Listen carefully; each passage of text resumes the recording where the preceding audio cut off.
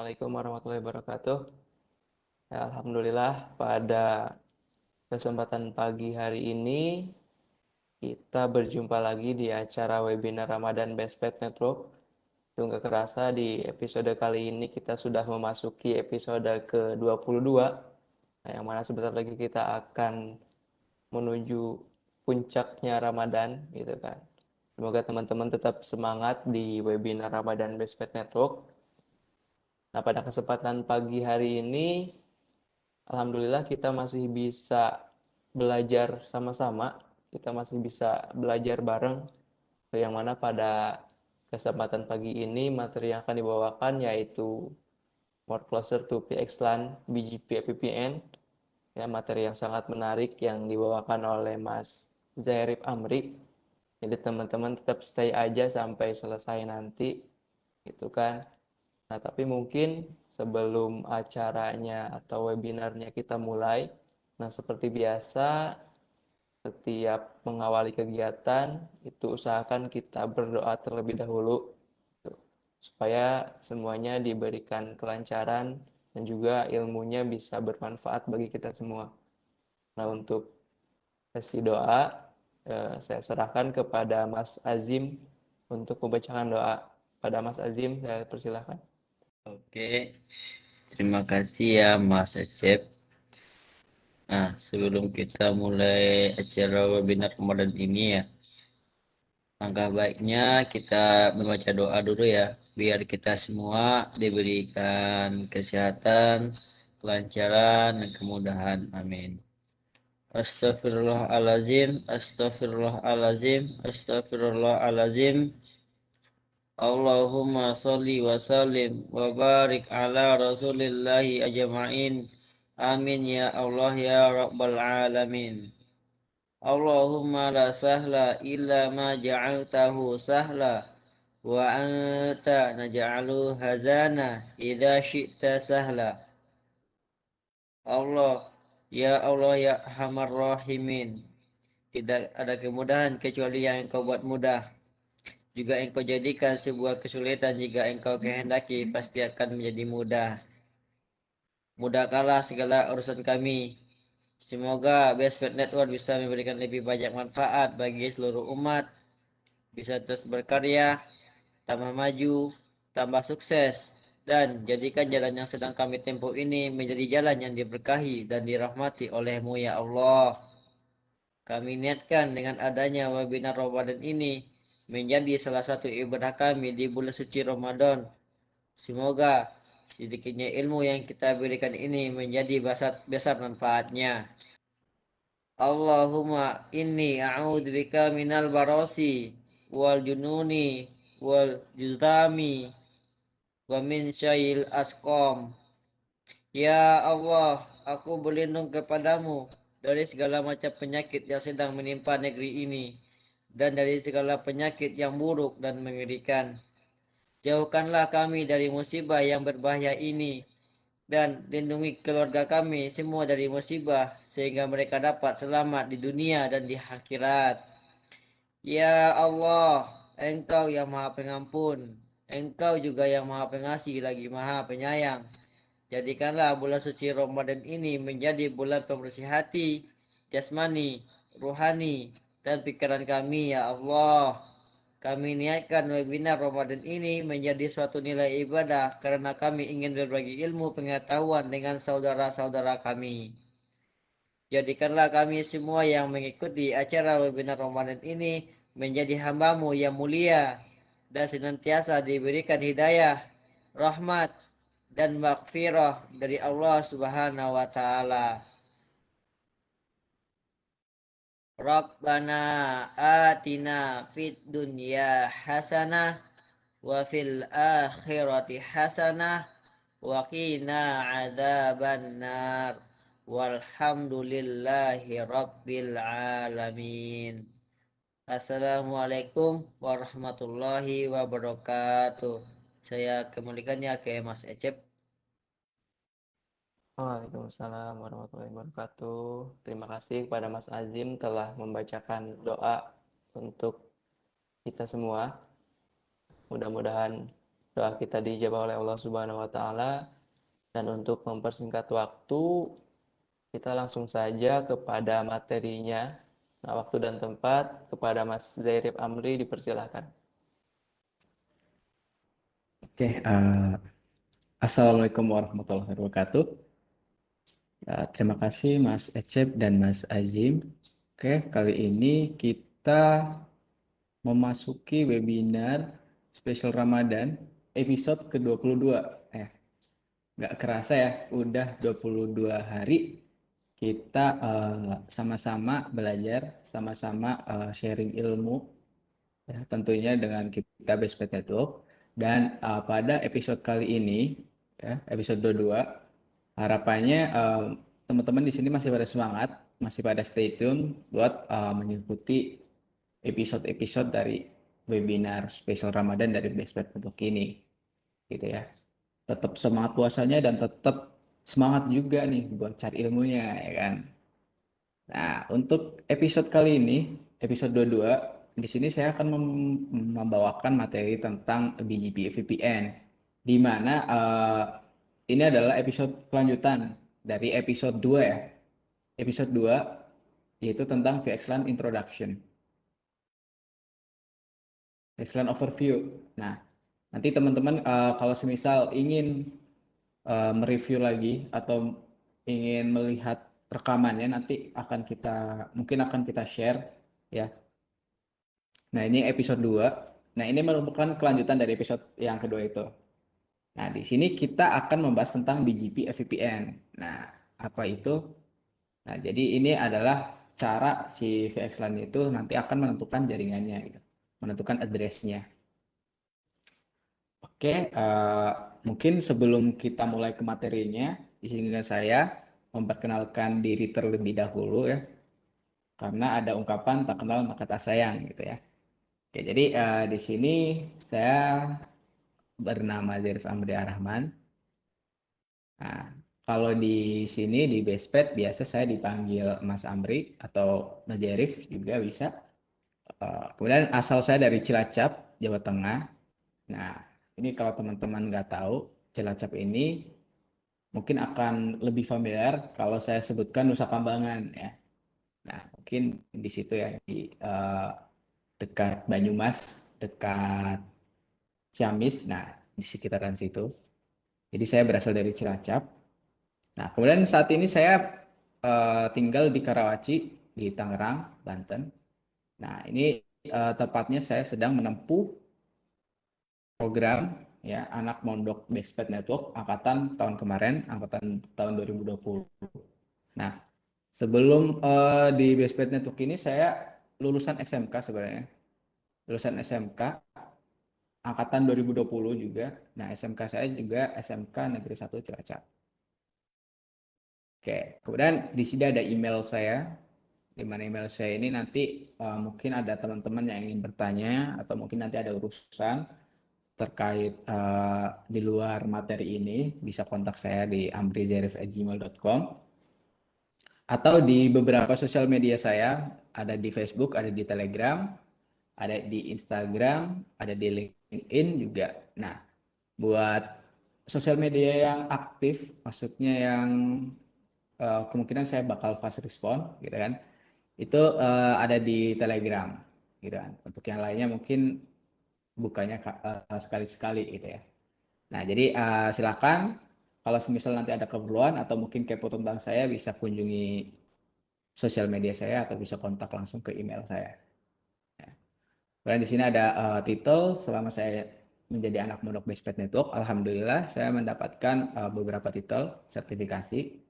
Ada CCNA, ada Cisco CISO Certified Specialist SD1, ada MTCNA, MTCRE, NSF1 dan NSE2. Kemudian di sini ada pengalaman saya selama menjadi anak mondok Bestpet Network. Nah, di sini saya pernah lakukan kegiatan-kegiatan, mengikuti proyek dan lain-lain. Nah, mungkin yang paling baru di Badan Informasi Geospasial. Nah, ini adalah BUMN di mana Badan Informasi Geospasial ini adalah badan yang membuat peta Indonesia gitu kan. Nah, jadi kalau teman-teman mungkin di SD udah pernah lihat peta Indonesia, mungkin di buku-buku, nah yang bikin itu Badan Informasi Geospasial. Nah, di sini saya melakukan migration switch, ya kan? Nah, terkait detail pekerjaannya, saya melakukan apa aja? Saya melakukan assessment, melakukan staging, terus kemudian pre-config juga dari perangkatnya, kemudian mengupgrade OS-nya, dan melakukan training gitu.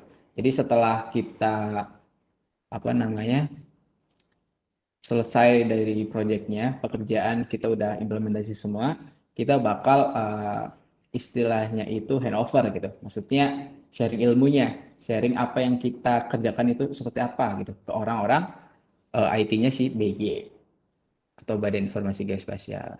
Jadi ini trainingnya seperti itu. Nah, ini dilakukan sampai Februari 2021. Dari Februari 2021 gitu kan. Kemudian ada di Mabes Polri. Ini dari Desember 2020 saya mulainya.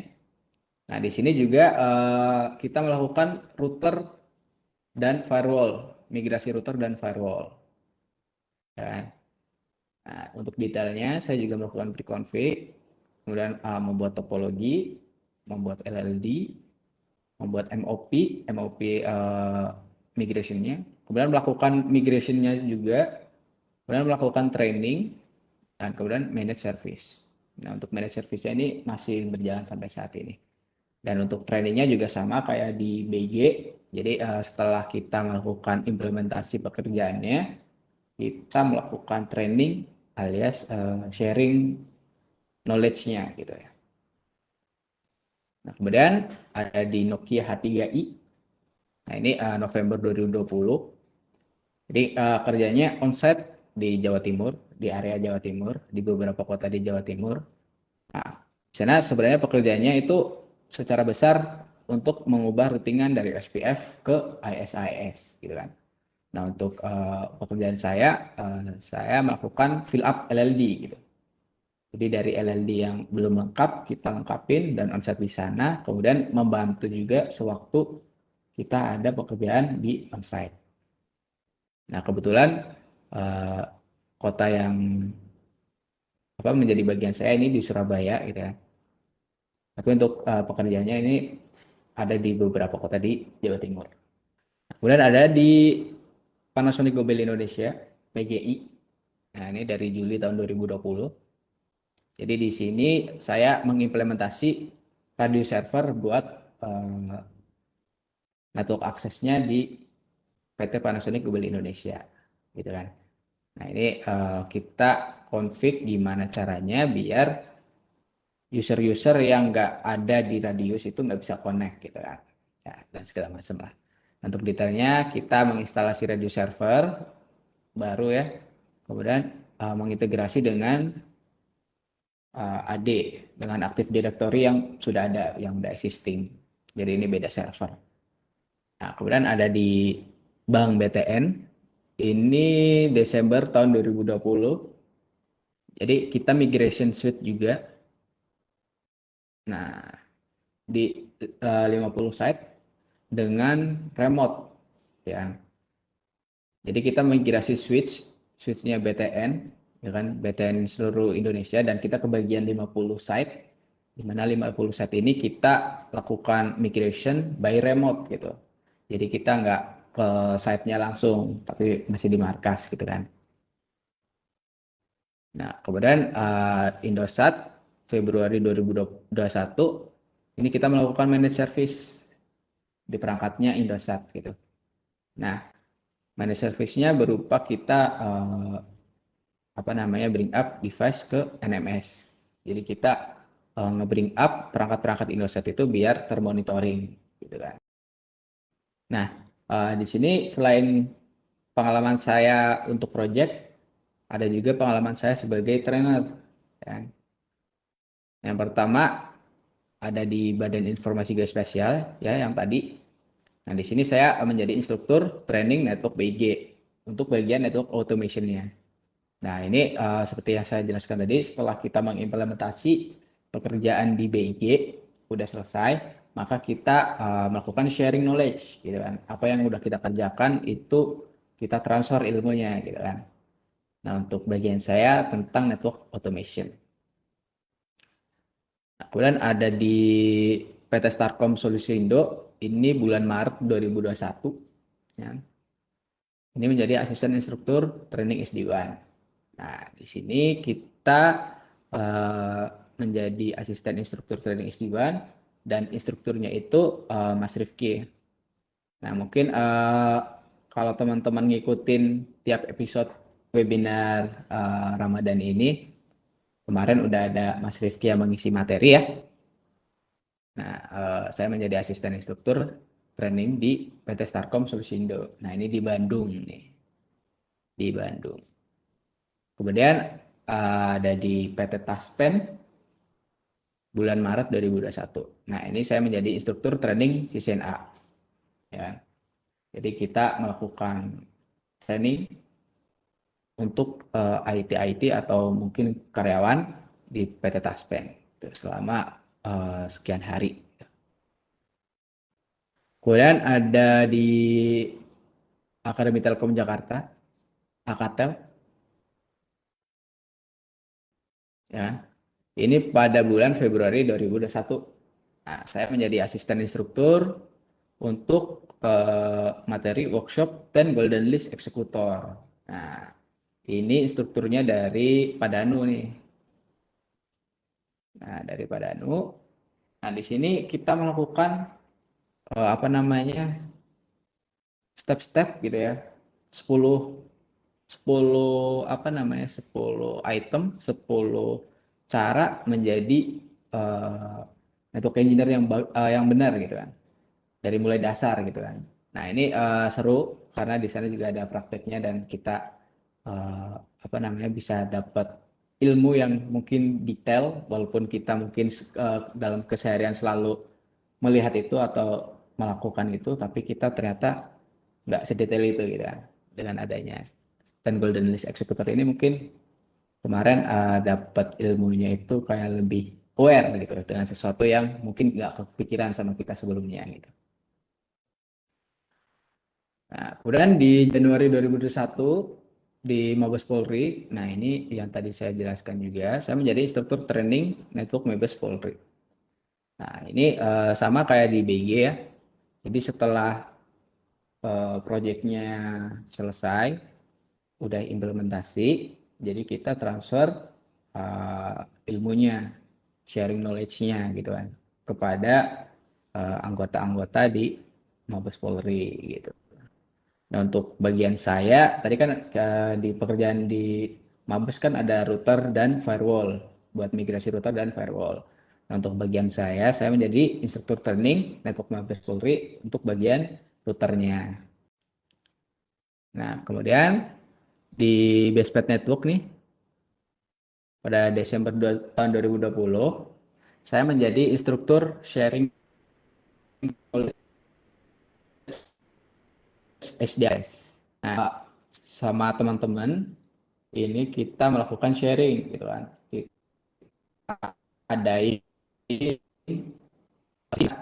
belajar bareng gitu. Nah, kebetulan saya menjadi pembicaranya waktu itu dengan materi yang saya bawakan itu tentang SDN. Nah, ini SDN, salah satu SDN, termasuk tadi ada SD1 dan ini ada SD Access. Nah, kemudian ada di September tahun 2020 di Best Patent Talk juga dengan acara yang sama, tapi kita membawakan materi yang berbeda. Nah, materi yang saya bawakan pada kesempatan kali itu tentang VRRP. Nah, kemudian pada bulan Agustus tahun 2020, nah ini di publik kita menjadi asisten instruktur webinar STP ya, Spanning Tree. Nah, ini instrukturnya dari Padanu.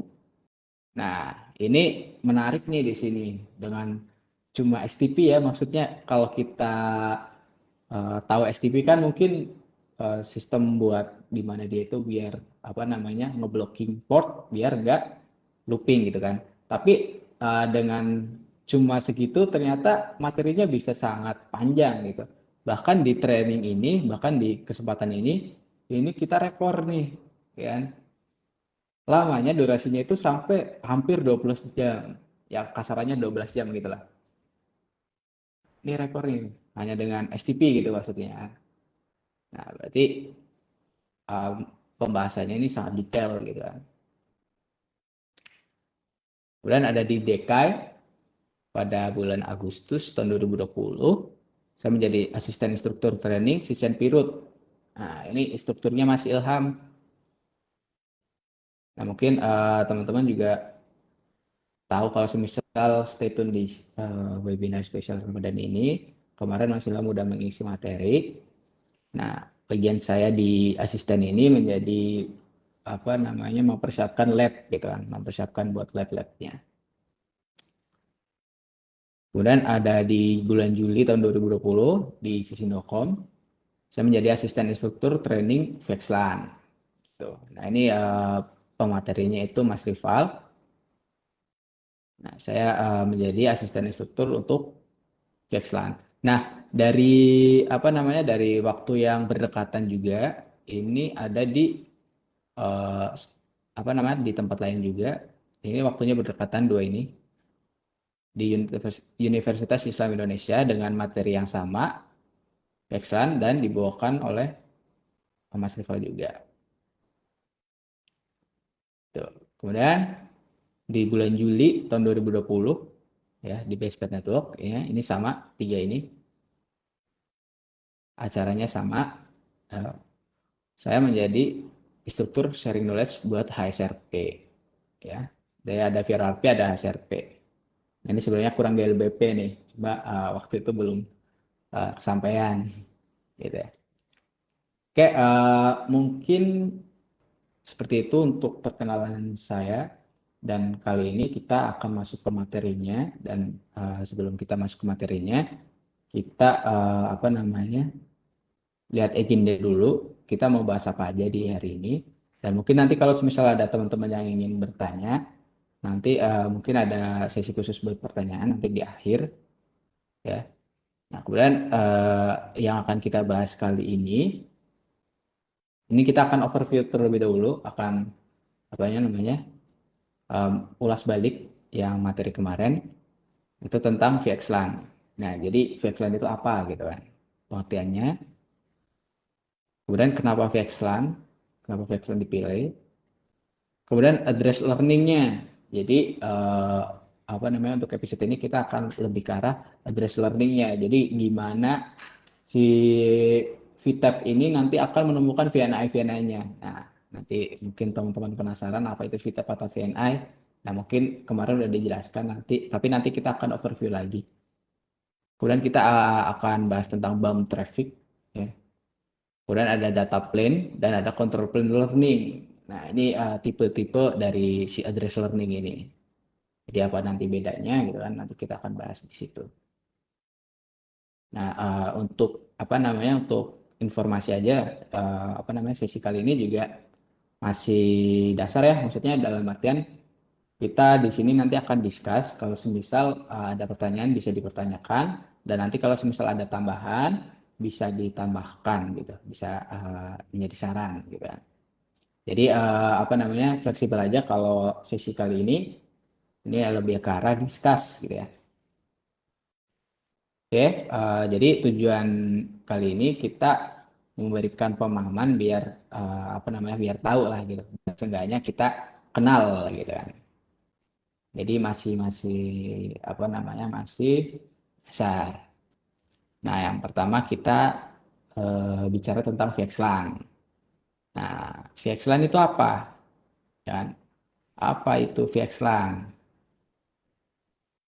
Nah, singkatnya VXLAN ini dia adalah protokol tunneling, ya. Protokol tunneling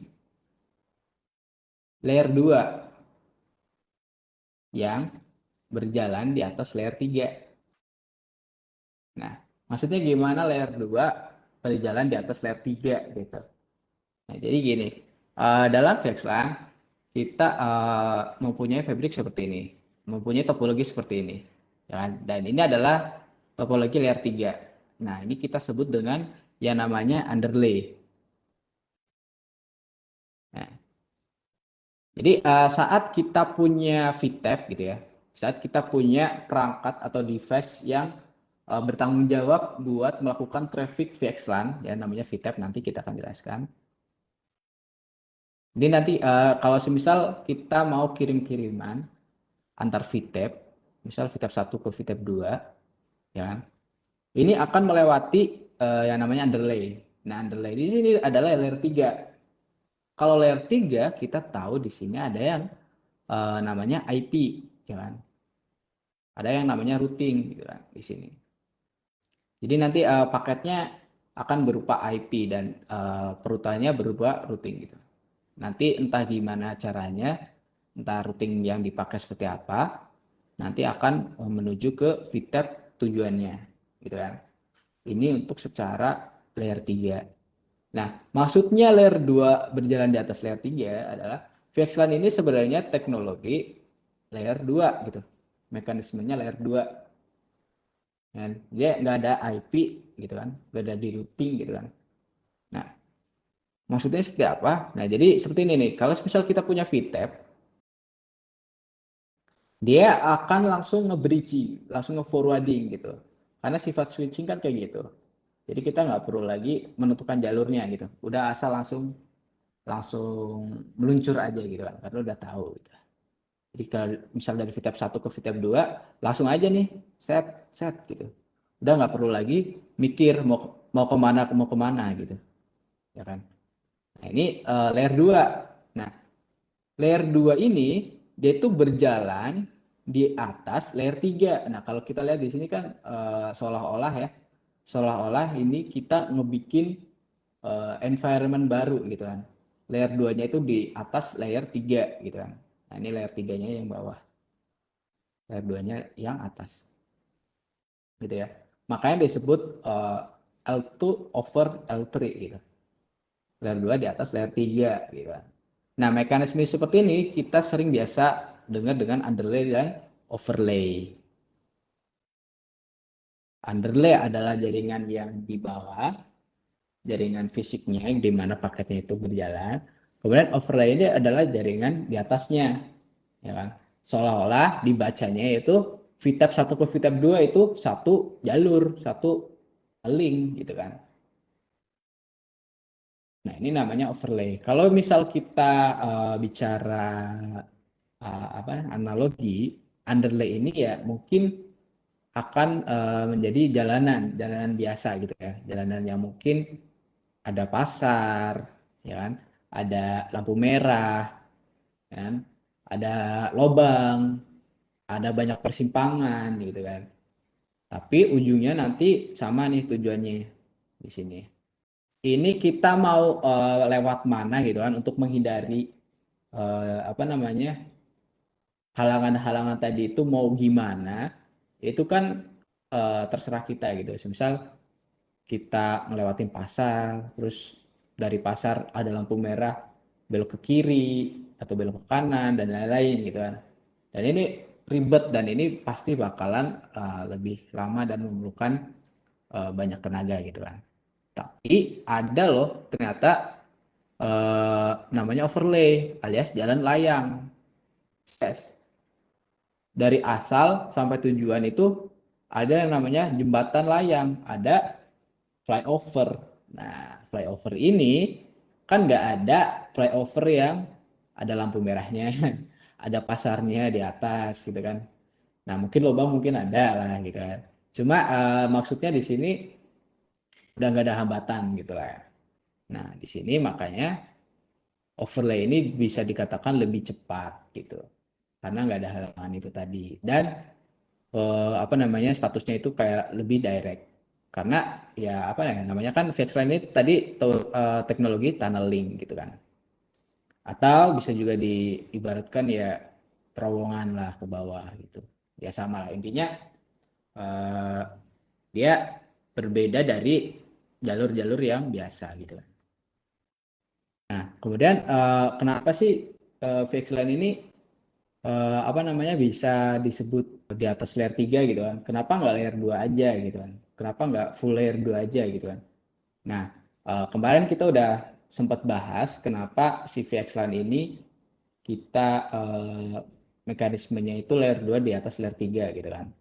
Nah, kemarin itu ada beberapa permasalahan di mana permasalahan yang paling concern, yang paling kita apa namanya garis bawahi itu adalah terkait tentang looping, gitu kan.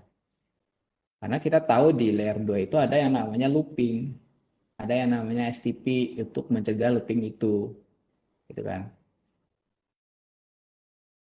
Nah, ada STP nih di sini. Mungkin kalau semisal kita bicara selain VXLAN, STP ini memang membantu gitu kan untuk mencegah looping gitu kan. Tapi dalam konteks ini kita apa namanya saat kita menggunakan STP ternyata apa namanya boros gitu. Dalam artian boros apa? Link yang seharusnya bisa dipakai malah jadi backup gitu kan. Nah kita nggak pengen itu dan kita pengen jaringan yang kita punya itu lebih maksimal, lebih efisien gitu kan. Makanya eh, apa namanya teknologi layer 2 ini kita migrasi gitu kan ke layer 3. Nah, di layer 3 kan kita nggak ada yang namanya looping gitu kan. Di layer 3 ada mekanisme yang namanya itu TTL gitu kan. Time to live, time to life. Ya, time to live gitu. Nah, jadi saat dia tiap keluar node, TTL-nya akan berkurang. Nah, biasanya kalau semisal kita ngeping kan biasanya ada tuh TTL-nya 255 biasanya.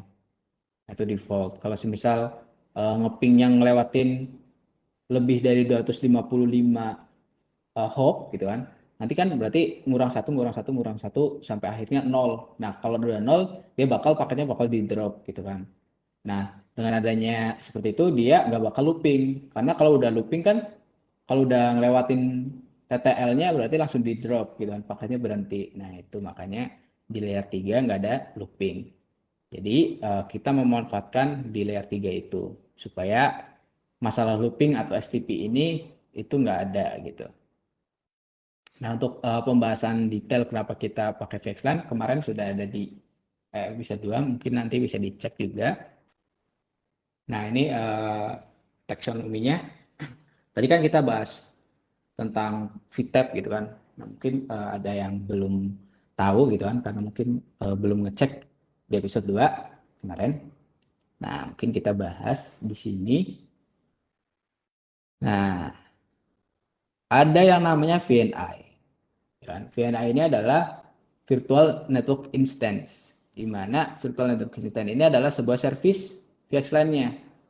Atau kalau kita bicara tentang VLAN, ya, bicara tentang VLAN ini namanya ya VLAN gitu, VLAN berapa gitu, ya kan? Ini servicenya berarti dia di VLAN berapa gitu.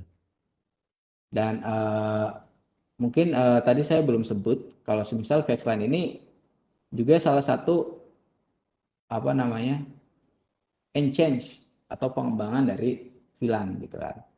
Ya, kalau VLAN kita mungkin tahu kalau di VLAN itu ada 4 ribuan VLAN ya yang bisa dipakai, tapi kalau di VXLAN itu ada 16 juta sekian. Itulah. Nah, ini makanya pengembangannya gitu. Nah, servisnya kalau misal kita bicara tentang VLAN berarti ada 4.000 servis yang terpisah gitu kan. Ada 4.000 segmentasi ya kan dalam satu perangkat itu. Nah, kalau misal kita bicara tentang VXLAN ini lebih uh, wadaw lagi gitu kan. Ada 16 jutaan. Nah, kemudian ada yang namanya VNID, VNIID ya kan. Ini buat identifiernya aja. Jadi kalau misal kita merujuk pada service tertentu gitu kan, VNI ya kan. Buat identifiernya biasanya kita pakai VNI ID gitu kan. Buat identifiernya aja. Semisal VNI sekian, misal 1701 ya kan. Atau kalau di VLAN ya VLAN 5 atau VLAN 6 gitu-gitu ya untuk identifiernya. Kemudian ada NVA atau Network Virtualization Edge. Ya. NVA ini adalah interface-nya, nama interface apa namanya yang terhubung ke jaringan VXLAN. Jadi nanti ada mungkin sebelum itu ada VTAP. atau VXLAN Tunnel Endpoint. Nah, VTEP ini adalah sebuah device yang bertanggung jawab untuk melakukan encapsulation dan decapsulation sebuah paket VXLAN. Nah, jadi sebuah paket VXLAN itu bisa berkomunikasi ya harus ngelewatin VTEP ini ya. Karena VTEP ini yang bertanggung jawab buat ngebungkus dan nge-unboxing sebuah paket VXLAN gitu kan. Buat nge-encapsulation dan decapsulation. Nah, di VTEP ada interface-nya namanya NVA gitu kan. NVA ini adalah sebuah penamaan buat interface di VXLAN. Kayak misal kalau kita bikin apa namanya port channel gitu kan. Nah itu kan nanti ada interface baru tuh namanya port channel berapa atau bundle ether atau yang lain-lain. Atau mungkin kita bikin tunneling gitu kan. Nah, di situ kan juga ada apa namanya interface baru. Nah, sama kalau di VXLAN ada interface-nya baru dan namanya NVA. Gitu ya. Ini untuk taxonomy-nya kemarin udah sempat dibahas, tapi mungkin yang NVA kemarin kayaknya belum sempat di ini deh, belum sempat dibahas. Nah, jadi ini tambahan buat NVA itu interface-nya. Nah, ini kita bicara tentang paketnya nih. Paketnya itu seperti apa sih dalemannya gitu kan. Nah, ini mungkin kalau dari luar akan seperti paket biasa ya, paket MAC biasa yang ada FCS-nya atau frequent check sum, check sequence. Nah, di paling luar kan kita tahu ya buat destination MAC address-nya kemana gitu kan. Kemudian di dalamnya itu ada header IP. Nah, karena si VXLAN ini dia berjalan di atas layer 3 gitu kan.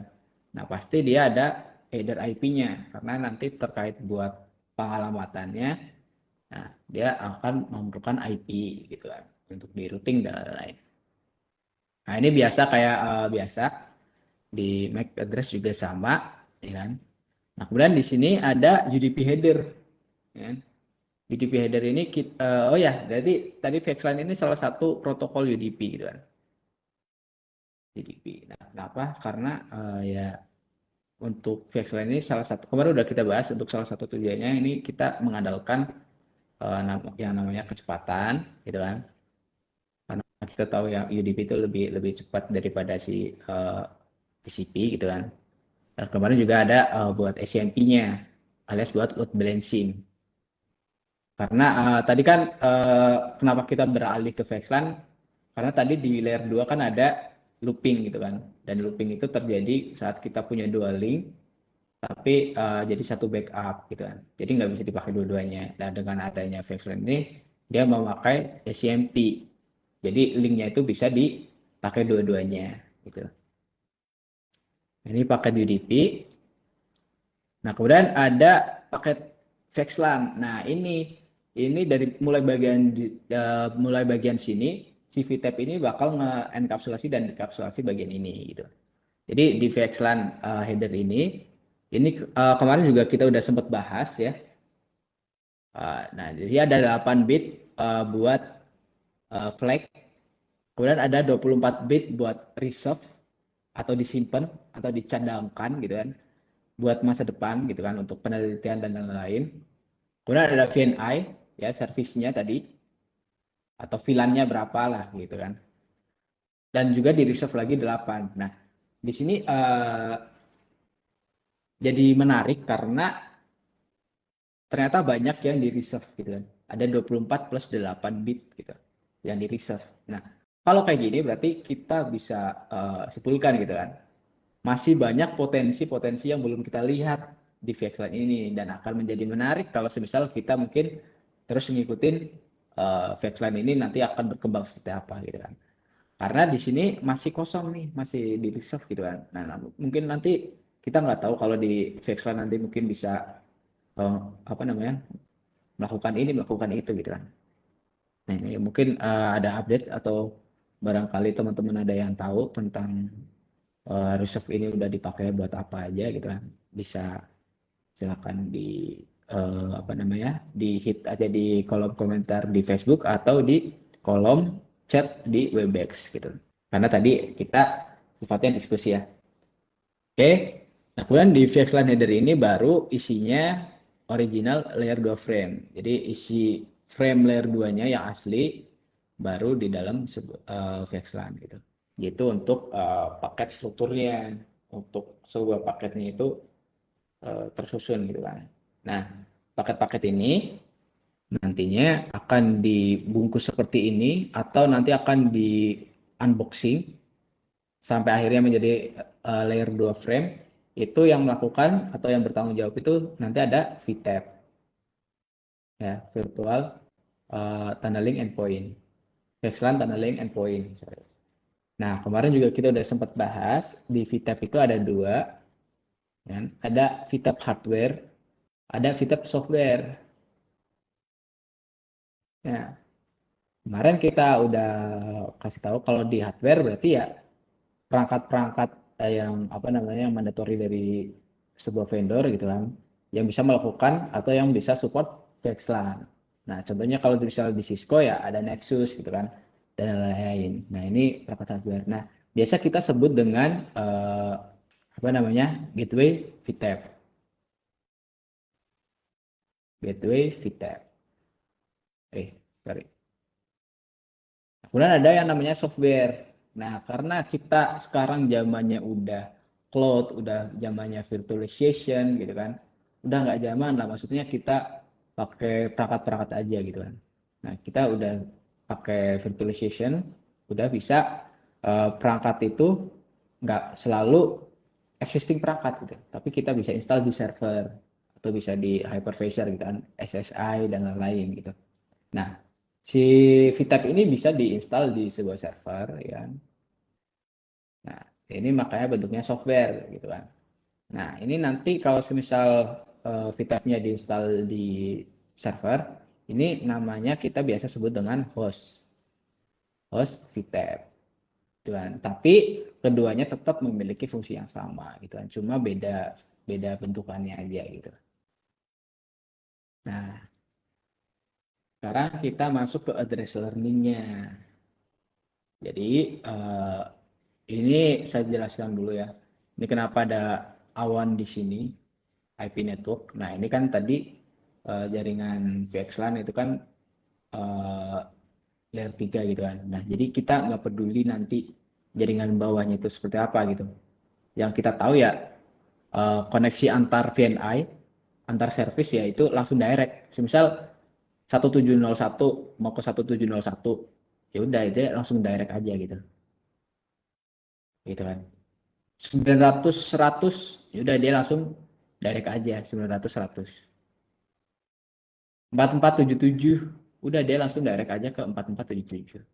VNI 16 langsung ke VNI 16 gitu. Jadi kita nggak peduli jaringan di bawahnya.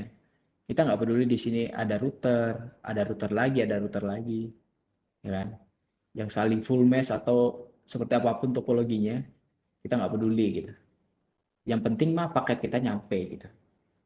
Karena apa namanya teknologinya tunneling gitu. Nah, kita tahu mah ya dari VNI 1701 dia pasti ke host VTAP yang kita namain ya A, B, C, D. Ya, kan? Ya, yang penting kita mah tujuannya dari VNI 900 100 di A, gateway VTAP A, ya pasti ke B gitu kan. Pasti nanti koneksinya ke sini gitu. Udah nggak peduli lagi via router mana gitu. Udah nggak ke situ. Nah, tapi yang menjadi concern kali ini adalah gimana sih caranya si VTAP ini tahu gitu di VNI mana, di VTAP mana VNI itu berada gitu. Nah, contoh di sini di VTAP A itu ada VNI 1701 sekian sekian, di B sekian sekian, C sekian sekian, di D sekian sekian. Nah, gimana semisal di VTAP A VNI 16 gitu kan. Kita mau berkomunikasi di VNI 16. Dia bakal tahu VNI 16 yang di D gitu. Padahal ada banyak VTAP di sini. Apakah nanti berdasarkan pakai alamat IP dan lain-lain? Ya, nanti kita akan bahas gitu.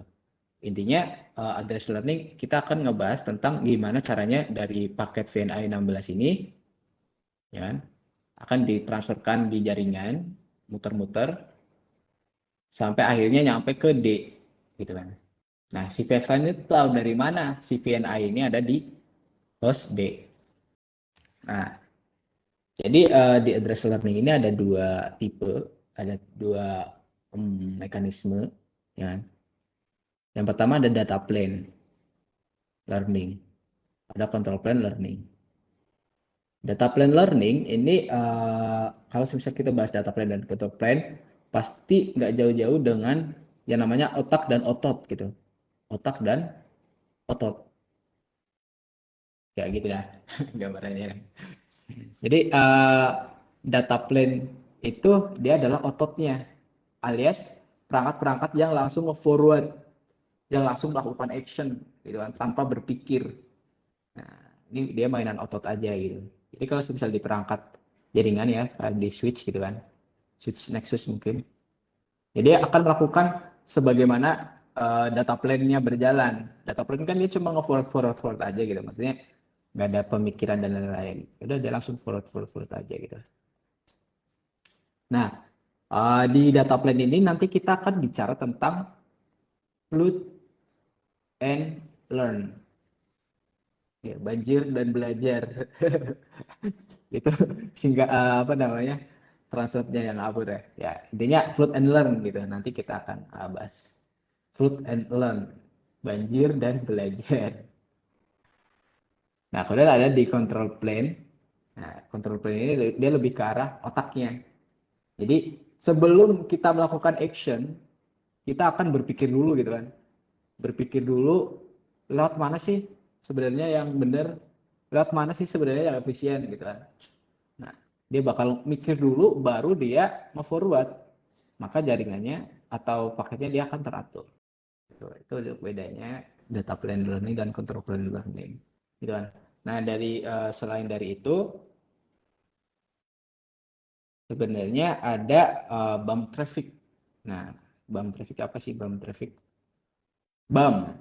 Nah, mungkin rada aneh ya, rada apa namanya asing di telinga kita bump traffic. Nah, ini akronimnya adalah broadcast, unknown unicast, and multicast. Nah, dia bisa melakukan broadcast, unknown unicast, dan multicast. Nah, di jaringan apa namanya VXLAN yang mungkin sebelumnya, alias yang belum kita pakai control plane, ya. Oh ya, sorry, yang di sini itu tadi control plane itu bisa memakai BGP eVPN. Sebelum traffic ini sebelum kita pakai control plane di address learning-nya ini si VXLAN memakai bump traffic. Nah, bump traffic ini seperti apa mekanismenya gitu. Nah, dari bump traffic ini kita tahu ya VTAP gitu kan. Dari sebuah VTAP, di tiap VTAP dia punya VNI. Ya. VNI-nya di sini. VNI, ada beberapa VNI. Nah, untuk berkomunikasi antar VNI, nah, semisal di sini ya, VNI 1701. Nah, untuk berkomunikasi antar VNI 1701, dia paket ini dia akan melakukan broadcast. Sorry. Akan melakukan broadcast. Ke arah host yang ada VNI 170-nya. Nah, broadcastnya itu apa beda dengan broadcast yang seperti biasa gitu kan? Nah, ini beda karena dia itu pakai multicast gitu. Jadi tiap VNI nanti akan ada groupingnya, multicast group. Nah, contoh di sini ya.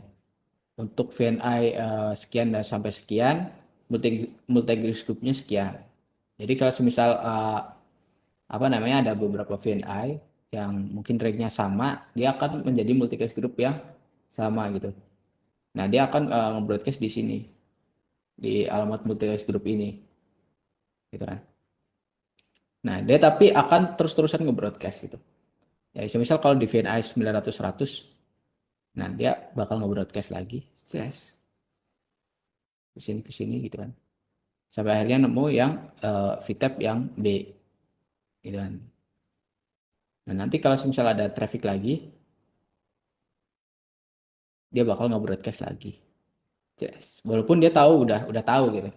Udah tahu CB 900 100 itu ada di B gitu. Karena udah pernah gitu kan, tapi dia nggak nginget gitu. Dia bakal nge-broadcast terus. Stress. 16 ya ke sini, stress. Dia bakal kalau yang 16 bakal nge-reply. Nah, itu. Itu untuk bump traffic. Jadi dia bakal nge-broadcast terus. Nah, kemudian kita bicara tentang flood and learn, tentang data plane. Ya tadi ya. Kita bicara tentang otot ya, yang main otot. Ini gambar apa deh? Ya, mainan otot. Nah, di flood and learn ini konsepnya sama kayak jaringan LAN, switching biasa gitu. Switching biasa. Ini konsepnya sama. Jadi, misal kita punya perangkat, punya apa namanya perangkat layer 2 lah ya. Nah, di layer 2 ini, misal kita kasih nama deh A, B, C, D. Kalau misal A mau kirim paket, ya kan, dia udah punya informasi, yaitu destination MAC address-nya. Kan kita tahu kalau di LAN kan dia pasti pengiriman pertama dia bakal nge-broadcast. Chess ke sini, dan ke sini. Ya kan? Karena dia udah punya informasi yaitu destination-nya, maka apa namanya end device B, C, D ini dia bakal nge-lookup sama MAC address-nya diri sendiri gitu. Semisal yang C memang destination-nya sekian, sama nih. Ya itu alamatku gitu kan di sini. Benar gitu. Jalannya salah. Maka mekanismenya si C ini dia bakal ngirim pesan balik. Ngirim pesan balik. Sampai akhirnya A itu tahu kalau semisal destination sekian itu punyanya si C. Nah, karena udah tahu si A ini bakal nginget, bakal disimpan di cache. Di cache. Ya. Atau biasa mungkin kalau di switching ya make address table gitu kan. Nah, nanti kalau misal cache-nya udah hilang atau udah expired, nanti mereka akan nge-broadcast lagi, ngulang lagi karena udah nggak inget gitu kan. Nge-broadcast lagi. Destination ini di mana? Oh, misal di D. D ngirim balasan. Nah, yang lain yang destination-nya itu ternyata salah, itu dia bakal ngedrop paketnya, nggak dikirim pesan balasan.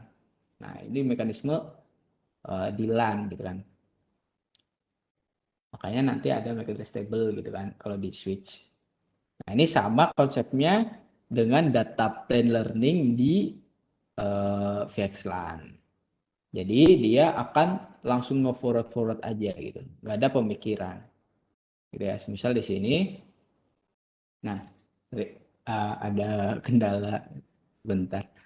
Nah ini semisal tadi ya di data plane learning. Nah semisal di sini kita punya VNI yang sama. Ya, punya multi-phase group yang sama. Nah, dia akan melakukan kayak tadi itu flood and learn. Jadi saat kita punya di bawah VTAP ini ada perangkat ya, ya bakal ngirim ke destinationnya yang mana nih. Nah karena tadi kita melakukan menggunakan BAM traffic ya, kita melakukan multicast di salah satu grup. Nah dia yang satu grup dia bakal apa namanya ya, di satu grup gitu, satu komunikasi itu. Nah dia bakal kirim nih destination-nya kemana gitu kan. Karena dia nggak tahu, karena kan data plan ya. Karena dia nggak tahu pertama kali dia bakal nge-broadcast. Ke B dan ke C. Ya. Kalau semisal si C ini benar gitu kan, destinasinya benar, ya udah si C bakal ngirim pesan balasan. Nah, otomatis si A ini bakal tahu. Nah, tapi mungkin kalau kayak gini lebih efisien ya daripada si BAM tadi kan. Kalau BAM kan dia nge-broadcast terus. Kalau ini dia bakal nginget di cache. Nah, tapi nggak bisa kita bilang ini solusi terbaik juga karena di sini data plan itu dia punya limitation di mana dia itu nggak support buat di routing. Nah, permasalahannya kayak gini. Kalau semisal kita punya VNI, beberapa VNI, ya kan? Otomatis beberapa VNI ini kalau semisal di range yang berbeda gitu kan, dia punya multicast group yang berbeda, gitu kan? Karena di multicast group yang berbeda dia nggak bisa ngelakuin data plane learning kayak tadi gitu kan. Dia karena udah terseparate gitu, udah terpisah. Nah, gimana caranya? Ini kita perlu yang namanya router lagi gitu kan, buat ngeroutingnya gitu. Jadi dia nggak bisa di routing. Nah, semisal gini, kalau semisal kita pengen berkomunikasi di VNI 900-100 ke 1701 di VTAP yang sama gitu kan. Itu nggak langsung kayak gini, tapi paketnya nanti akan ke sini muter sampai akhirnya ke sini gitu. Muter dulu. Nah, ini kelemahan kalau semisal pakai data plane learning gitu. Dia perlu router gitu tambahan.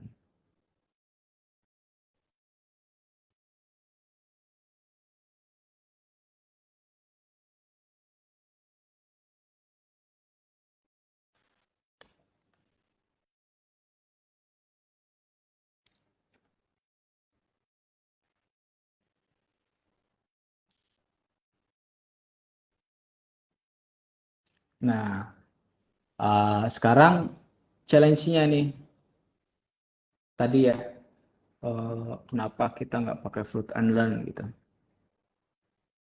Dari segi scale, ya dari skala, float and learn atau BAM juga dia itu nggak efisien buat konsumsi bandwidth.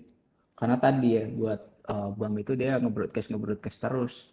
Nah, dia pasti akan terkurang bandwidthnya karena kan kita kirim paket nggak cuma satu gitu kan, pasti berkelanjutan. Dan kalau semisal jaringan kita udah fabric kita udah banyak gitu kan, ada banyak VTAP di sini gitu, mungkin seratusan atau 1000 atau mungkin 100.000, kita nggak tahu gitu kan. Nah, dia masa sih dia nge-broadcast buat perangkat sebanyak itu gitu kan. Nah, ini pasti bakal konsumsi bandwidth yang besar gitu kan. Makanya dia nggak inefisien. Nah, dari segi resource juga banyak gitu ya, gede gitu. Karena yang nge-broadcast terus gitu. Jadi untuk fruit and learn ini dia nggak cocok buat jaringan yang mungkin nanti skalanya akan lebih besar gitu.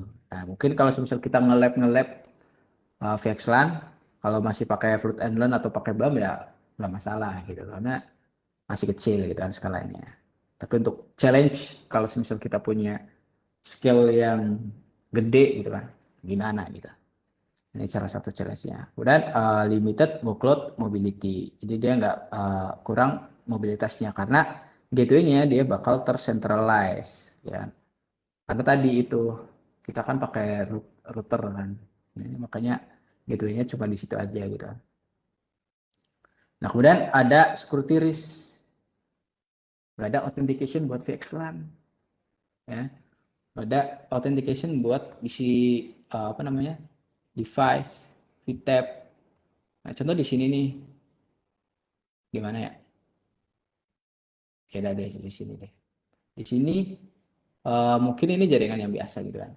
Tapi bayangkan di sini kita nyambung karena kita nggak peduli tadi kan overlay-nya mau gimana. Berarti kan nggak ada concern di situ. Mungkin ada di salah satu switch dia nyambung nih ke VTAP VTAP jahat, VTAP mungkin ada hacker di sini gitu. VTAP X lah gitu ya. Kita namain VTAP X. Nah, di VTAP X kita setting dengan VNA yang sama alias dengan multicast group yang sama. Nah, misal di sini ya 224 0 0 100. Nah, karena multicast grupnya sama, maka nanti saat dia nge-broadcast, ya kan, nge-broadcast buat pertama kali, atau nanti pakai BAM, berarti dia nge-broadcast terus, maka si apa namanya VTAP jahat ini dia langsung bisa tahu, langsung dapat paketnya gitu kan, karena nggak ada authentication kalau semisal kita pakai data plan gitu. Jadi siapapun boleh masuk gitu, nggak ada authentication di sini. Jadi kalau misal udah dapet paketnya ya, karena dia VTAP berarti dia bisa enkapsulasi, ngedekapsulasi gitu kan. Nanti bisa ngelihat paketnya itu ternyata isinya apa gitu. Nah ini security risk-nya, karena ya memang di data plan ya gitu nggak ada authentication-nya. Jadi perangkat-perangkat mana aja atau VTAP-VTAP mana aja yang boleh join di jaringan VXLAN kita, nah ini nggak ada gitu. Makanya saat kita memakai data plan learning yaitu security risk ya. Oke, kita nanti akan masuk ke control plane gitu kan. Nah, mungkin ini poinnya tadi ya. Limited scale, limited mobility, ada security risk gitu. Oke, sekarang kita masuk ke control plane, di mana control plane ini kita akan sorry, pen, nah control plane ini kita akan concern tentang BGP dan EVPN. Nah, tapi untuk materi BGP dan EVPN ini cuma introduction aja. Jadi nanti kalau misalnya teman-teman tertarik bisa kita mungkin bahas lagi gitu kan. Jadi episode yang saya berikan nanti akan berkelanjutan ya, mulai dari episode 1, 2, 3 gitu. Nah, kayak di BGP VPN saat kita menerapkan control plane-nya alias metode buat pengiriman si VXLAN-nya itu pakai control base. Nah, control base-nya itu si BGP. Nah, saat kita menerapkan BGP, otomatis VTAP-VTAP ini dia akan menjadi peer, ya kan? Akan menjadi peer, ya, nge-peer gitu. Kan kalau di istilah di BGP gitu kan.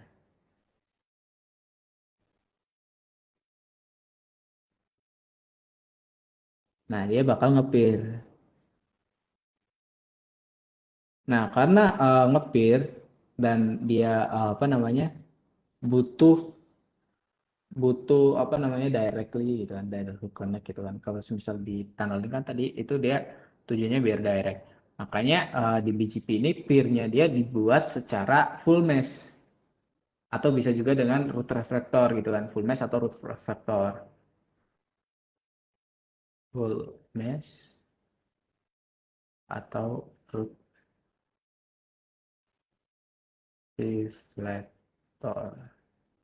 Nah, ini misal full mesh. Nah, full mesh di sini dia berarti antar link dia itu terhubung gitu. Jadi misal A, B, C, D, ya A ke B terhubung, A ke C terhubung, A ke D terhubung, B ke C terhubung, D ke C terhubung gitu. Gitu. Jadi terhubung semua antar ini. Nah, saat kita menerapkan BGP, ini salah satu apa namanya salah satu permasalahan tadi ya, misal security risk ya, security risk ini dia nggak akan ada gitu kan. Kenapa nggak akan ada? Karena saat kita menerapkan BGP ini kan dia harus didaftarkan di peer-nya masing-masing. Nah, jadi saat nanti ada perangkat yang nyolok gitu kan, yang nyolok set ke sini atau ke jaringan ke sini. Nah, ini tadi ya VTAP X gitu kan. Karena VTAP X ini dia itu nggak di-advertise via BGP, alias dia itu bukan peer dari jaringan ini, ya otomatis dia nggak akan bisa berkomunikasi dengan VXLAN karena nggak diautentikasi berdasarkan si BGP. Gitu. Ini salah satu apa namanya? Salah satu pertimbangan saat kita memakai control plane gitu. Jadi dengan kondisi yang sama ya, kayak gini. Tadi mana ya? Tadi ya ini. Saat si X dia masuk ke jaringan kita, dia tuh nggak bakal langsung dapet gitu kan, nggak bakal dapet multicast ini, nggak bakal dapet multicast ini karena jangankan dapet multicast ini, masuk ke jaringannya aja dia itu belum di advertise atau belum valid gitu sama si BGP itu nggak dibolehin karena dia bukan peer-nya gitu ya. Nah, nanti semisal kita kalau di make control plan, nah ini kita hapus dulu ya, hapus dulu.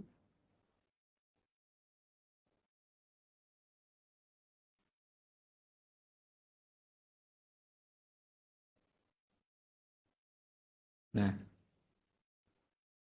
kemudian kita apa namanya memaksimalkan atau mengatasi masalah yang tadi ya, yang flooding. Nah, yang flooding itu gimana caranya? Jadi semisal kita punya VTAP. Nah, VTAP ini saat kita daftarkan via BGP, alias di sini nanti ada MAC address dan lain-lain, ada informasi MAC address dan lain-lain.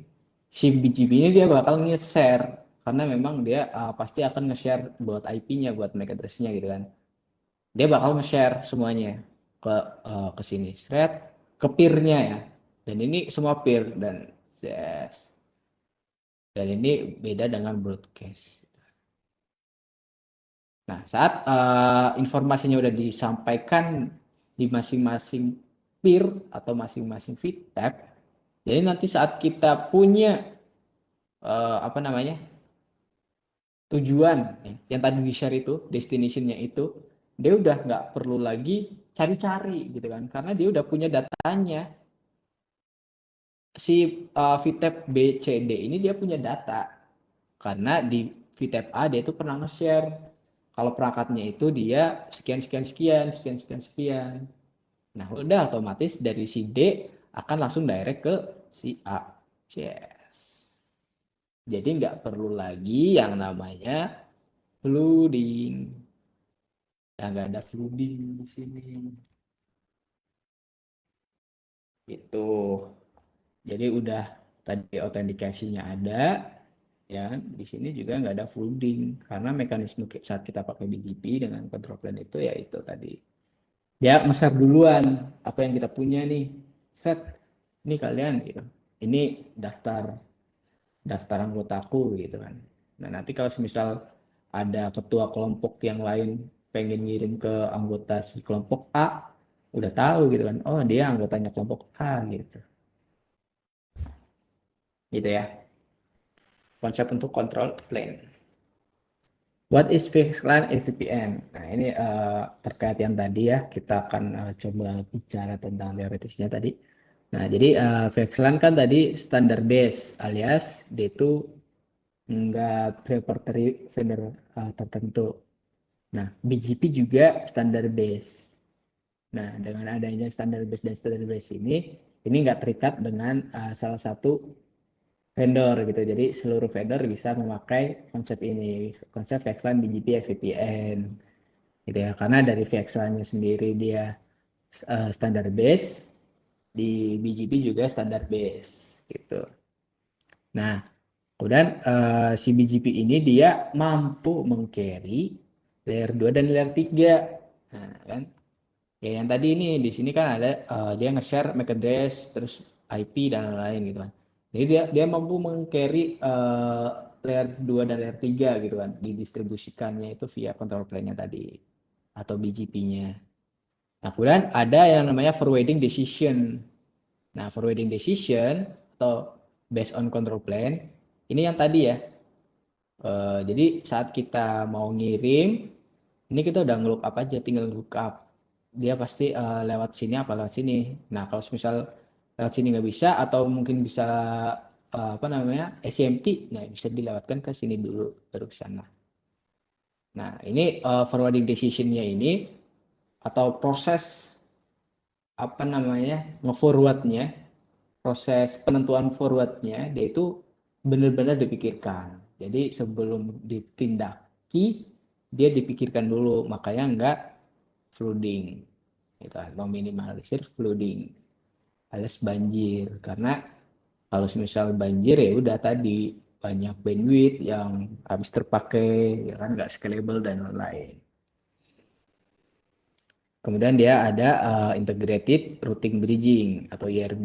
Nah, dia untuk mengoptimasi forwarding di overlay alias di layer 2-nya. Gitu ya. Jadi forwardingnya akan lebih cepat gitu.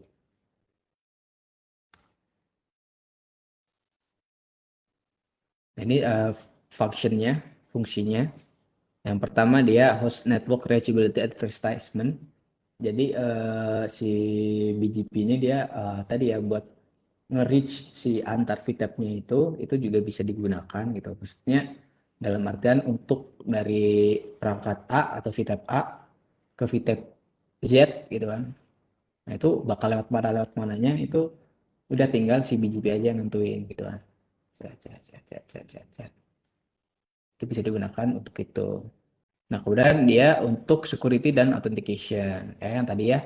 Jadi VTAP-nya dia terauthentication alias VTAP yang nggak di apa namanya nggak di advertise dia itu nggak masuk peer. Nah, nggak masuk peer berarti dia nggak bisa berkomunikasi via XLAN gitu. Kemudian distribute any case gateway. Jadi gateway-nya itu tadi kan kalau misal kita pakai apa namanya data plane ya kan kita kan perlu router gitu kan dan dia pasti terpusat gitu ininya gateway-nya. Nah kalau misal kita pakai control plane dia kan jadi gateway apa namanya dari masing-masing jadi gateway ya. Kalau misal dari D ke A ya tadi gateway-nya berarti apa namanya terdistribusi gitu jadi nggak terpusat.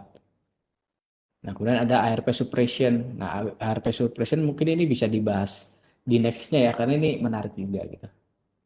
Dan juga ada dynamic ingress replication. Nah, ini sama mungkin dua ini nggak akan saya bahas gitu.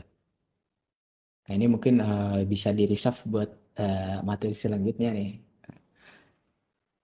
Nah, kemudian ini kalau misalnya di Cisco ya kita bicara tentang Cisco, ini platform-platform mana yang support gitu, support buat BGP VPN. Nah, yang pertama ada Nexus 5600. Nah, dia bisa menjadi spine. Nah, ini topologinya kemarin juga di episode 2 udah kita bahas. Nah, mungkin di sini kita akan membahas lagi. Jadi, ada topologi yang namanya spine and leaf. Spine, spine itu berarti dia uh, apa sih ranting ya, batang ya. Dan ada leaf, ada daun. Suka gitu dia. Suka nge-translate-nya ngawur. Gitu ya. Jadi ke sini, udah ke sini. Nah, dia terhubung gitu kan. Ini namanya spine, ini ada namanya leaf. Nah, jadi kemarin kenapa kita beralih dari topologi hierarki menjadi topologi spine and leaf, udah kita bahas juga di sana. Nah, salah satunya itu tadi untuk menghindari looping gitu kan. Karena di apa namanya hierarki kan masih ada topologi layer 2 gitu kan. Sedangkan kalau di span and leaf udah di sini layer 3 semuanya gitu. Udah nggak ada layer 2. Salah satunya itu. Nah, kemudian salah satunya juga mencari apa namanya? Hop terpendek lah. Kayak ibaratnya itu hop terpendek lah gitu kan. Jadi kemarin udah dijelasin kalau misal kita pakai topologi hierarki, kemudian salah satu linknya putus, berarti dia akan muter dulu gitu, walaupun masih bisa, walaupun redundant, tapi akan muter dulu. Tapi dengan kalau untuk span and leaf, kalau misalnya jaringannya putus, dia masih ada satu lagi, karena dia load balance gitu kan. Kemarin udah kayak gitu. Nah ini si Nexus 5600 dia mampu menjadi spine, ya router yang ini, yang carry nanti banyak leaf, ya tapi dengan syarat di versi sekian. Dan mampu menjadi leaf juga mampu jadi router yang di sini. router dari multi-layer switch yang di sini. Dan dia juga menjadi border leaf. Nah, dan juga bisa menjadi DCNM Fabric Management. Nah, kemudian ada juga di Nexus 7000 ya, 7700.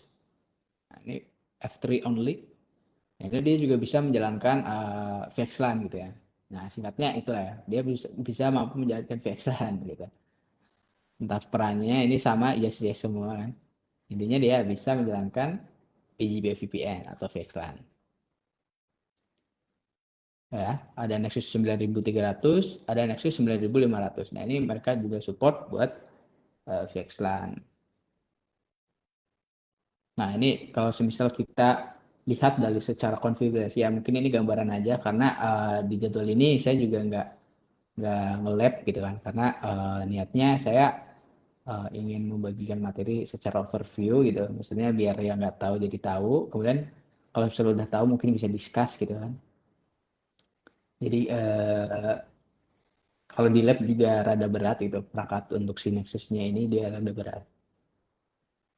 Nah, ini kalau semisal kita lihat gimana konfigurasi gitu kan. Saat kita ngebangun VTAP gitu. Nah, yang pertama kita aktifin fitur. Nah, kalau di Nexus ya, di Nexus OS gitu kan. Atau di mungkin multi-layer switch yang XE yang lain gitu yang support VXLAN. Ini dia enable dulu fiturnya. Karena kalau kita mau memakai fitur-fitur ya harus di define kayak gini, nggak kayak router biasa yang langsung nyala BGP-nya gitu kan. Nah, kita define dulu, ngaktifin fitur BGP, kemudian ada NV overlay. Nah, ini dia buat nge-enable VTAP.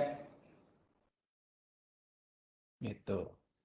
Ya buat nge-enable si VTAP, fitur NV overlay. Jadi kalau misalnya kita tapping komen ini, dia bakal aktif buat VTAP-nya. Nah, kemudian ada NV overlay EVPN. Nah, ini dia buat nge-enable EVPN control plane yang tadi ya, yang BGP EVPN-nya. Jadi servisnya dia akan up gitu. Nah, ini kalau semisal kita pakai NV overlay, dia itu cuma bisa di leaf atau di border. Jadi kalau di span dia nggak ada, beda komen. Nah, kalau di leaf, udah kita tinggal masukin interface-nya. Nah, ini di sini NVA, ya kan, interface yang tadi tuh NVA. Interface NVA namanya NVA 1, NVA 2 dan lain-lain. Kemudian kita pakai loopback ya source interface-nya. Kita pakai loopback. Kemudian host reachability protocol BGP. Nah, untuk reachability sebuah antar VTAP kita memakai BGP gitu ya, udah di define gitu. Nah, ini untuk kita ngebangun sebuah VTAP. Dan nanti kalau misalnya VTAP-nya udah kayak gini, tinggal kita konfigurasi BGP-nya biar si antar VTAP ini bisa terhubung gitu kan. Nah, ini ngebangun VPN-nya. Tadi kan VTAP-nya, gitu. Tinggal BGP-nya. Nah, ini kan tadi ya, yang tadi. Nah, ini NV overlay. Nah, ini nge-enable VPN. NV overlay VPN. Nah, sama ya kayak ini ya. Nah, sama. Nah, ini kalau misal di spine-nya kita perlu config BGP-nya. Nah, ini biasa kayak router kayak konfigan BGP biasa. Ya. Cuma di sini ada tambahan pakai address family layer 2 VPN, EVPN. Nah, nanti kita bahas tuh. Nah, terus ada update source. Nah, source-nya ini sama kayak yang di sini. Pakai loopback ya. Nah, dia untuk mengaktifate layer 2 VPN. Ya kan, untuk BGP network-nya gitu. Buat biar selalu reachable gitu. Pakai loopback. Terus pakai address family yang tadi di define, dia itu untuk mendistribusikan atribut-atribut dari VPN-nya, VPN. Nah, ini konfigurasi, bayangan konfigurasi gimana saat kita melakukan address learning menggunakan control plane BGP VPN gitu.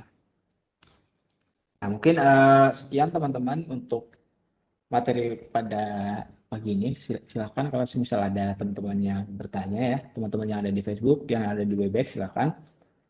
Kalau semisal ada pertanyaan bisa langsung typing aja, atau mungkin ada tambahan nih, wah ternyata ini, terus ada yang kurang nih mas, ini belum dijelasin gitu, atau ini ada tambahan lah ya, intinya silahkan di uh, apa namanya langsung di tapping aja di kolom komentar di live streaming YouTube, live streaming di Facebook atau di Webex.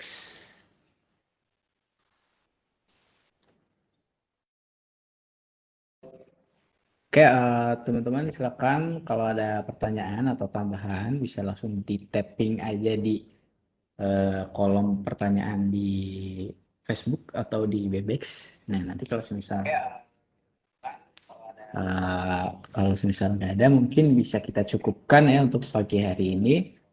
Nah, nanti untuk episode-episode berikutnya tetap stay tune di BPM di webinar spesial Ramadan.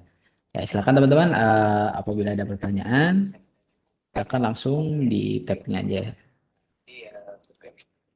Oke, kalau tidak ada pertanyaan, mungkin kita akhiri ya untuk webinar Ramadan episode 22 untuk materi address learning atau BGP VPN di VXLAN. Nah, terima kasih untuk teman-teman yang sudah menyimak dari awal sampai akhir. Semoga tetap semangat ya buat menjalankan puasa. Nah, Lebaran sebentar lagi. Oke, dan tetap stay tune di webinar Ramadan Bestpet Network. Nah, tunggu materi-materi menarik berikutnya dari teman-teman. Oke, kurang lebihnya mohon maaf. Wabillahi taufiq wal hidayah. Wassalamualaikum warahmatullahi wabarakatuh. Saya kembalikan ke Mas Ecep. Oke, alhamdulillahirobbilalamin ya untuk materinya sudah selesai. Dan terima kasih kepada Mas Amri telah membawakan materi yang cukup menarik dan atau bisa dibilang sangat menarik ya mengenai VXLAN, VPN. Jadi mudah-mudahan ilmunya bermanfaat bagi teman-teman semuanya. Dan terima kasih sudah mengikuti acara kami sampai selesai gitu sampai akhir. Jadi jika ada pertanyaan dari teman-teman mengenai materi ini bisa langsung tanyakan aja kepada Mas Amri langsung atau bisa chat di grup Telegram IT Networking supaya nanti kita semua bisa diskusi di situ ya. Tapi mungkin sebelum kita tutup, di sini seperti biasa di akhir webinar kita akan melakukan sesi perkenalan gitu yang mana kita akan memperkenalkan dulu apa itu Bestpath Network. Oke, jadi buat teman-teman yang belum tahu itu kan apa itu Bestpath Network. Nah, jadi di Bestpath Network ini atau sering disebut sebagai BPN, lebih familiar dengan sebutan BPN. Jadi kami itu Bestpath Network itu adalah sebuah lembaga gitu kan. Bisa dikatakan sebuah lembaga yang mana kami bergerak di bidang IT Network Training and Consulting. Nah, atau si BPN juga ini biasa disebut sebagai pondokan IT, yang mana kami setiap tahunnya menerima anak mondok lulusan SMK. Atau lebih khususnya itu jurusan Teknik Komputer Jaringan. Jadi buat teman-teman yang minat untuk belajar jaringan lebih lanjut, itu teman-teman bisa mondok atau belajar. Bagi teman-teman yang ingin belajar, itu bisa belajar di kami di Bestpath Network. Nah, jadi untuk alamat Bestpath Network sendiri di sini ada di Jalan Lombok 2 nomor 154 Perumna 1 Kota Tangerang Banten. Nah, untuk info yang bisa teman-teman atau kontak yang bisa teman-teman hubungi di sini ada email, ada info@bestpath-network.com. Jadi ada misal beberapa pertanyaan mengenai Bestpath Network bisa menghubungi email tersebut gitu ya. Nah, lalu di sini ada Bestpath Sistem Integrator. Jadi service-service apa aja yang dapat kita lakukan, yang dapat klien minta itu service apa aja. Nah, di sini ada network planning and design itu. Jadi buat teman-teman yang mempunyai perusahaan, itu lalu teman-teman misalkan ingin membangun jaringannya dari awal, itu teman-teman bisa konsultasi ke Bestpath Network untuk melakukan planning dan desain jaringannya gitu. Jadi keinginan seperti apa, nanti baiknya seperti apa, kami akan planning dan akan desain, topologinya seperti apa juga, lalu perangkat-perangkat yang dibutuhkannya kira-kira apa aja gitu kan. Nah, itu teman-teman bisa konsultasi aja ke Bestpath Network untuk melakukan planning dan desain jaringan tersebut gitu. Lalu yang kedua ada network implementation, yang mana setelah tadi kita planning dan kita desain, teman-teman juga bisa minta kami untuk langsung mengimplementasikan hasil dari planning dan desain tersebut. Itu kan, jadi misal teman-teman nggak mau nyari orang baru, atau teman-teman nggak mau ribet gitu kan nyari orang. Nah, teman-teman bisa konsultasi aja ke kami. Nah, kami bisa langsung mengimplementasikan hasil dari planning dan desain tersebut gitu. Lalu ada network monitoring. Jadi setelah tadi kita implementasi, setelah instalasi jaringannya selesai gitu kan, jaringannya sudah jadi. Nah, itu teman-teman juga bisa kontak kami untuk melakukan monitoring jaringannya gitu. Nah, insya Allah kami ada tim untuk memonitoring jaringan perusahaan teman-teman gitu ya. Lalu ada network maintenance, mana di sini kami juga bisa melakukan pengecekan. Jadi teman-teman jika membutuhkan orang, membutuhkan tim untuk maintenance jaringan perusahaan teman-teman, nah itu bisa kontak aja ke kita ya, ke Bestpath Network. Lalu ada in-house training. Nah, yang mana jika teman-teman mempunyai karyawan, lalu ingin mengupgrade skill karyawan teman-teman, nah itu teman-teman bisa mengadakan sesi training atau sesi sharing gitu kan, mengenai materi-materi yang ingin di-upgrade gitu. Nah, itu selain in-house, kita juga mungkin sering melayani training online. Jadi trainingnya kita lakukan secara online gitu. Karena mungkin di sekarang itu lagi wabah juga, jadi kebanyakan mungkin untuk training kita adakan secara online gitu. Lalu ada network assessment. Nah, yang mana di sini jika teman-teman membutuhkan tim untuk mengidentifikasi masalah, gitu, masalah apa aja yang terjadi di jaringan gitu. Nah, gitu teman-teman bisa konsultasi juga ke kami mengenai untuk pengidentifikasian masalah tersebut. Nah, insya Allah nanti kami akan memberikan bagaimana cara memperbaikinya, memberikan solusinya gitu ya. Lalu ada IT Network Consultant. Nah, yang mana jika teman-teman butuh asisten mengenai permasalahan yang ada di dalam jaringan, nah itu teman-teman bisa juga konsultasi ke Bestpath Network gitu kan. Setiap permasalahan pasti ada solusinya gitu ya. Nah, di sini ada beberapa klien, itu, beberapa perusahaan, beberapa lembaga yang pernah bekerja sama dengan Bestpath Network yang pernah kita garap. Itu diantaranya ada Dana, ada Tri, ada Harta Jasa, Visionet, lalu Sisindokom, ada juga BSSN, ada NTT, Jago Network, ada SMK Telkom Makassar, lalu Mabes Polri, Bank BTN, Indosat, BIG, Nokia, sama SIP juga ada. Oke, itu ya. Nah, di sini selain servis-servis tadi, di sini ada eh, materi-materi yang kita buka gitu, yang kita open dari track CCNA sama CCNP.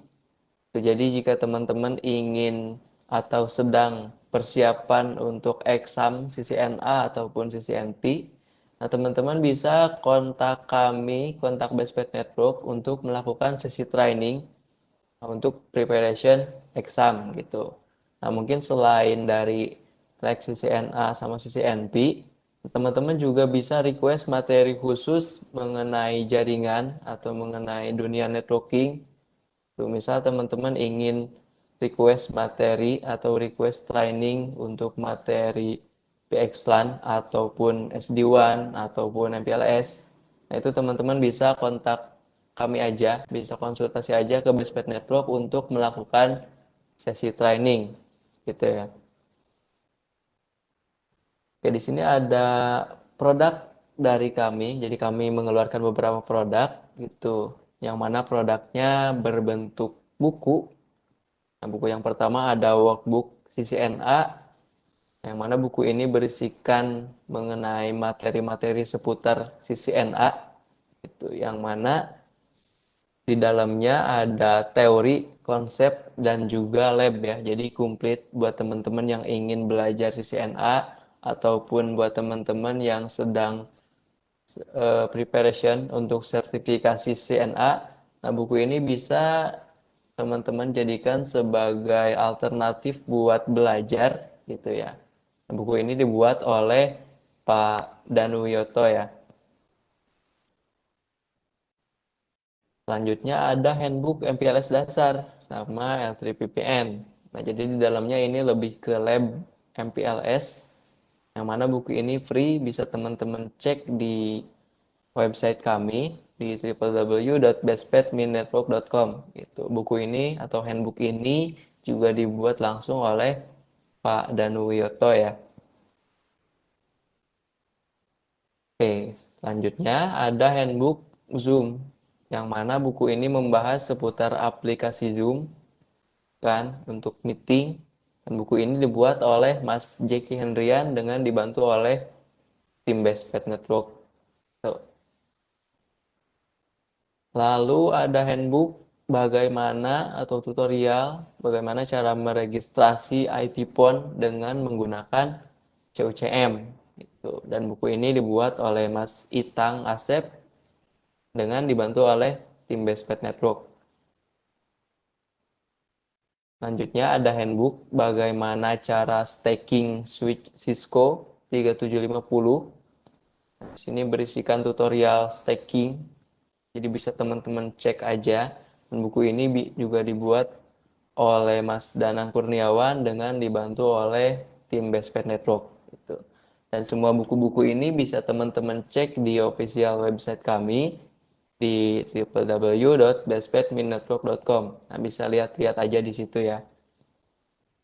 Oke, jadi lalu buat teman-teman yang ingin tahu keseharian kami seperti apa, kepo tentang Bestpad Network itu seperti apa. Nah, di sini ada beberapa sosial media kami yang bisa teman-teman kunjungi. Di sini ada YouTube, ada Facebook, ada juga Instagram. Bisa teman-teman cek aja. Nah, mungkin untuk selanjutnya mengenai webinar Ramadan Bestpad Network untuk episode selanjutnya, nah tetap stay aja di webinar Ramadan Bestpad Network setiap jam 6 pagi. Nah, insya Allah dari teman-teman BPN ini akan ada materi-materi menarik seputar IT, gitu ya. Mungkin untuk pertanyaan seputar materi yang sudah disampaikan bisa langsung aja kontak ataupun di grup IT Telegram atau di grup Telegram IT Networking gitu ya. Mungkin untuk kesempatan kali ini, acara kali ini saya akhiri. Terima kasih atas perhatiannya, terima kasih sudah ikut sampai akhir acara gitu. Terima kasih. Mohon maaf atas segala kekurangannya. Saya pamit, salam. Saya pantang pulang sebelum replay. Assalamualaikum warahmatullahi wabarakatuh.